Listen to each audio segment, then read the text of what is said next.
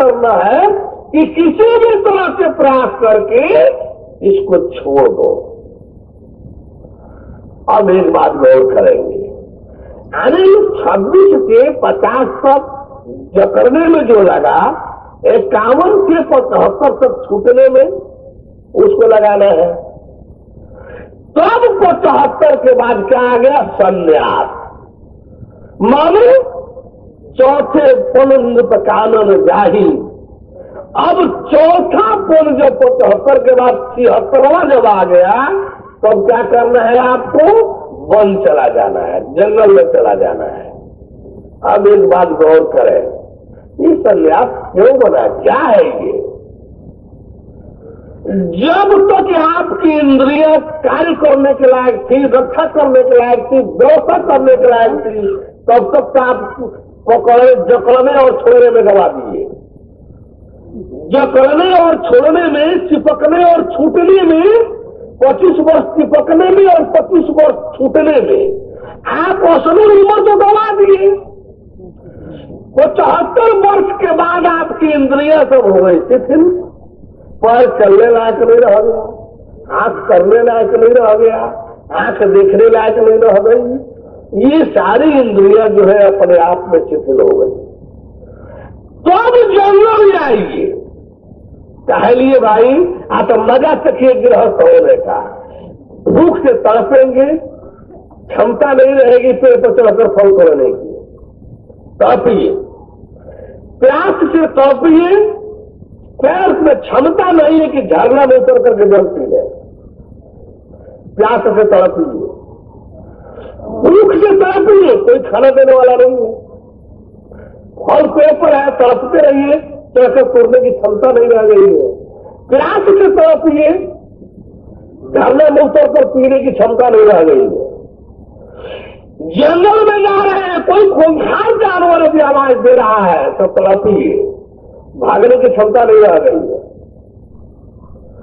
भागने की क्षमता नहीं रह गई है। अब आप जंगल में किस तरह से तड़प तड़प करके अपना जीवन छोड़ रहे हैं, कोई लेखा जोखा भी नहीं है, कोई देखने की भी नहीं है, तड़पन सुन करके कोई बचाने वाला भी नहीं है।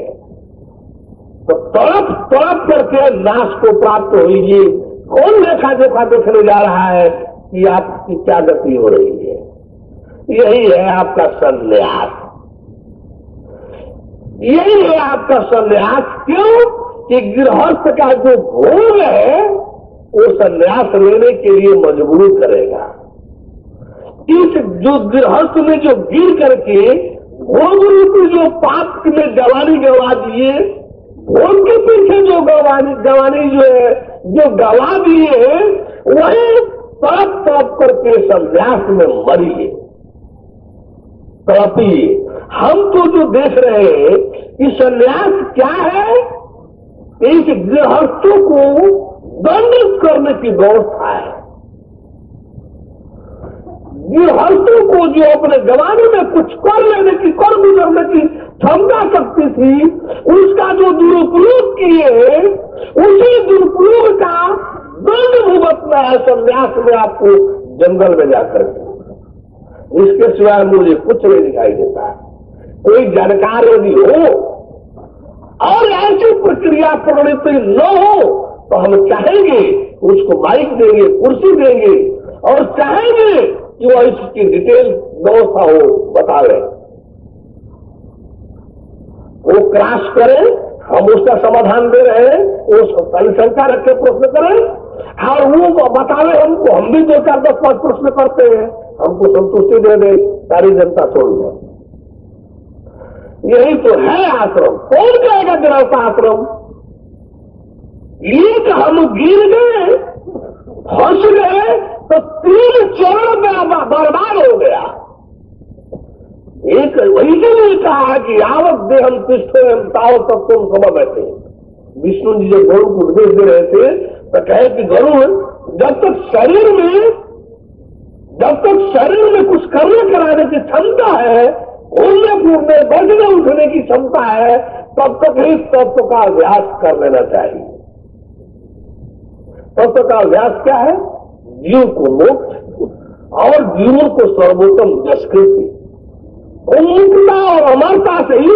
होकर के, बंधन मुक्त होकर के अपने संस्कृति को संसार में छिटना, फैलाना।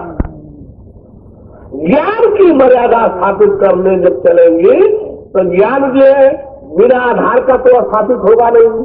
तो जो ज्ञान का प्रचार करता है उस ज्ञान के माध्यम से वह स्थापित होते जाता है और उसके माध्यम से ज्ञान जो प्रचारित होते जाता है।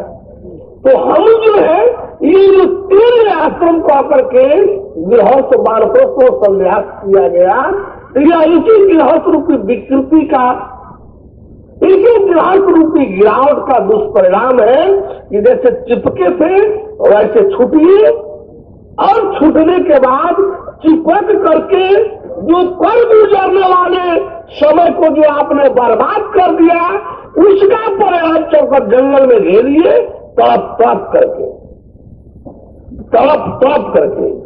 जवानी में जो बेटा पैदा किए हैं उसका लाभ आपको न मिल सके, जवानी में जो धन कमाए हैं उसका लाभ आपको न मिल सके, इसमें रहेंगे तो उसमें फंसेंगे। अब जो छोड़ करके निकलिए तब तड़पिए तो पता चले कि आप पूरी जवानी वह कमाई करने में गुजार दिए जो आपका ही नहीं हुआ।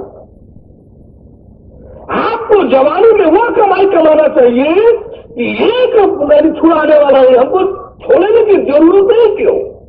हम ऐसी कमाई करें कि वो हमसे अलग हो ही ना सके। एक पद्य गाते हैं, दोहा गीत गाते हैं लोग, 4 कड़ी उसमें है। पहली कड़ी है जीवन का फल पाना। फल क्या है? मोक्ष। मोक्ष पा जाना, फल पा जाना है। यदि फल नहीं पाए तो दूसरी कड़ी है फूल खिल जाना, संसार में कुछ जसकृति कर जाना, ताकि जब तक वो जसकृति रहेगी तब तक तो कम से कम आपका नाम रोशन रहेगा। तीसरी है कि यदि जसकृति भी नहीं की तो कुछ जो है दान दक्षिणा सेवा कुछ कर जाना, ताकि जिसको किए रहेंगे वो तो आपका नाम लेवा रहेगा।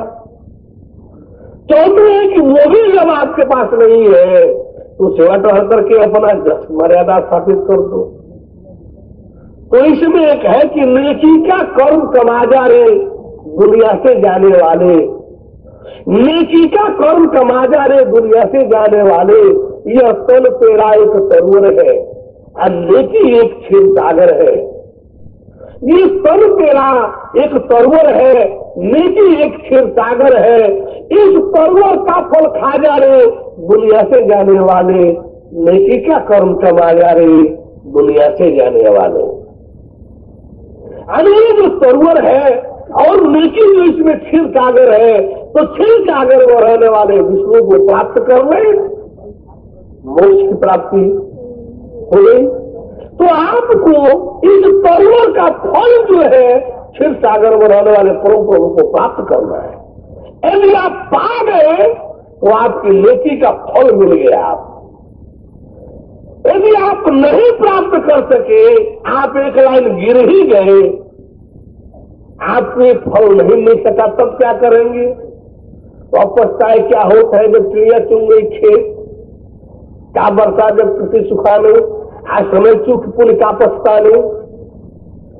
तो दूसरी लाइन में क्या कहा? ये धन जौवन संसारी, ये धन जौवन संसारी है दो दूरों की फुलवारी। ये धन जौवन संसारी है दो दूरों की फुलवारी। अरे कोई खुसरे में फूल खिला जा रहे दुनिया से जाने वाले, नेकी का कर्म कमा जा रहे दुनिया से जाने वाले। ये संसार क्या है? फुलवारी है। धन और जवानी जो है इसमें फूल है।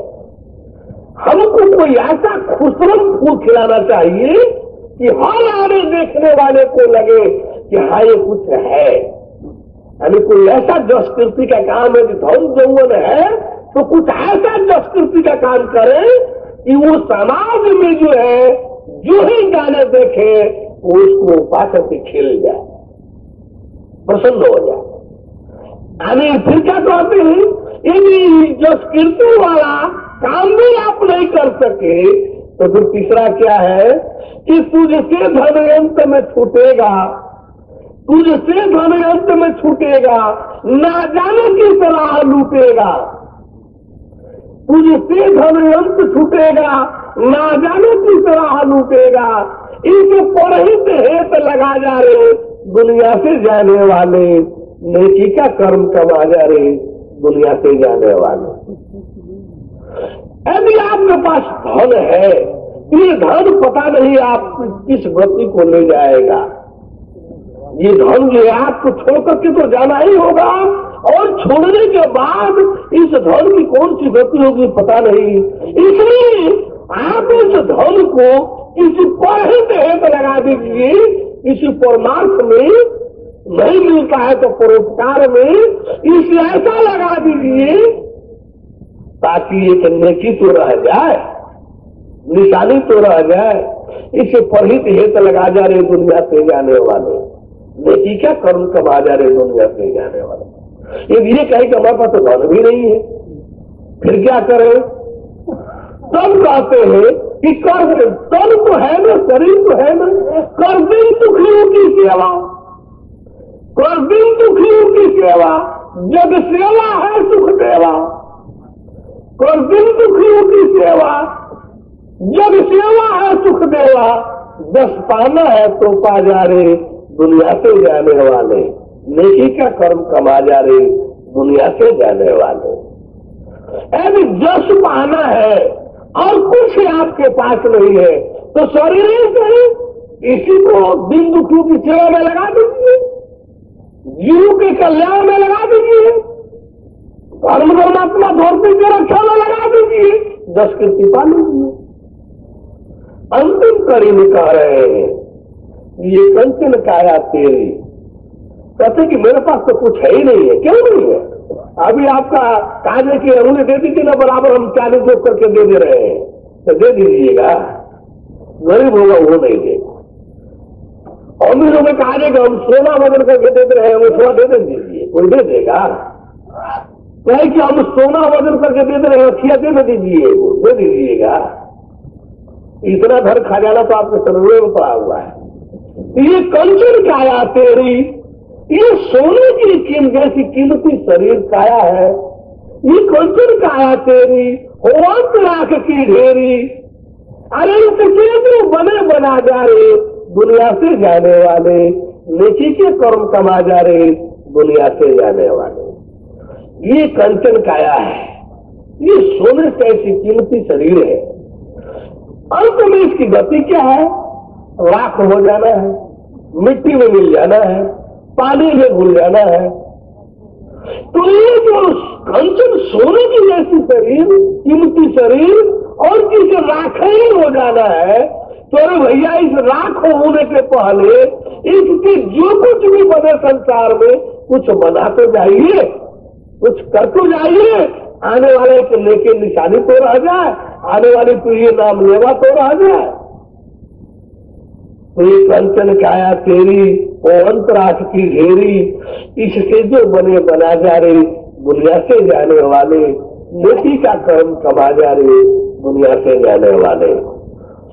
तो आप जो है बंधुओं से हम शायद लग रहा है कि उसी भगवत विहार के अंतर्गत आपके भी की शरीर आई है। अच्छा होगा आप लोग हर चीजों को जानिए, परमाणु से परमेश्वर तक को जानिए, देखिए, हर प्रकार से सत्य ही लगे, हर प्रकार से श्रेष्ठ ही हो, हर प्रकार से आपके उत्थान के लिए हो, कल्याण के लिए ही हो, तो फिर स्वीकार करने में चिंतन कैसा? स्वीकार करने में परेशानी क्यों नहीं होनी चाहिए? बोले परम प्रभु परमेश्वर की, परम प्रभु परमेश्वर की, परम प्रभु परमेश्वर की। कुछ भाई बंधु